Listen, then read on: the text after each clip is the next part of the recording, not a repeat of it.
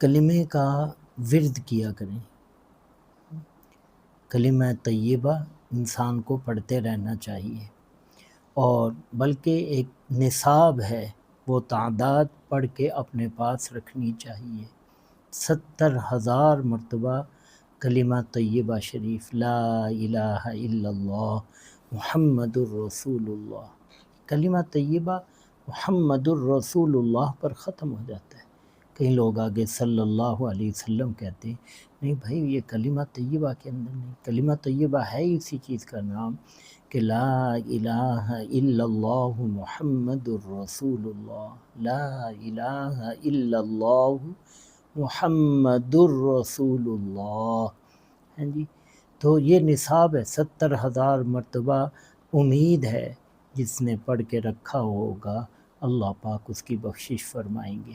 اور اسی طرح 70,000 مرتبہ کلمہ طیبہ پڑھ کر کسی کو بخش دیا جائے تو اللہ سے امید ہے کہ اللہ پاک مرحوم کی جس کو بخشا گیا اس کی مغفرت فرمائیں گے۔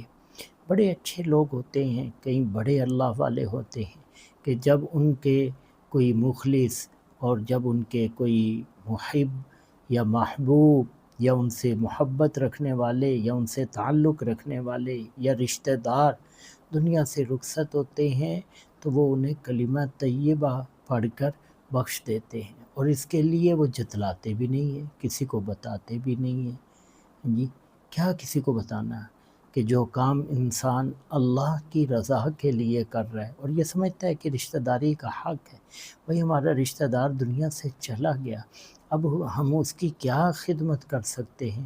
ہم اس کی یہی خدمت کر سکتے ہیں جی وہ پڑھ کے بخش دیں۔ اس کے لیے ان کے گھر والوں کو بتانا یا ان سے بخشوانا، ان کو دینا کہ جی میں اتنے کلمے آپ کو دے رہا ہوں، اتنے سپارے آپ کو دے رہا ہوں، جی اتنی سورہ یاسین، اتنی سورہ رحمان، فلاں فلاں، اتنی آیت الکرسی، کیا ضرورت ہے اس کی؟